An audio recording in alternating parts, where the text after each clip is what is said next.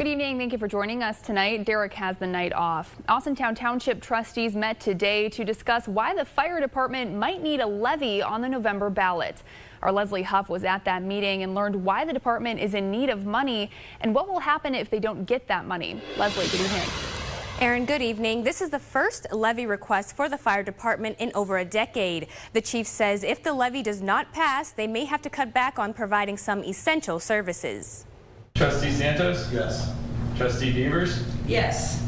Trustee Kent? Yes. That's 3 yeses from trustees in Austintown as they, along with the fire chief, consider putting a $3 million levy on the ballot this November in an effort to avoid potential cuts to the services the fire department provides. So we have to either increase our funding or we'll have to decrease some services.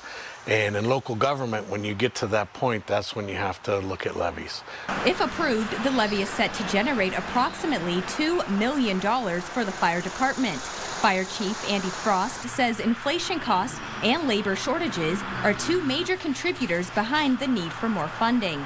Frost tells me they respond to more than 5,000 calls yearly and reached an all-time high in 2022. If the levy fails to garner enough support, Frost says the fire department will be faced with difficult choices. If we don't take care of that now, it's just going to get worse, and we're going to have to make cuts in order to do that. And when I say cuts, I mean manpower cuts and service cuts. Township Administrator Mark Dapolito says funds from the American Rescue Plan and grants helped stabilize the fire and EMS department. But those funds are now dwindling, and this levy is their last resort.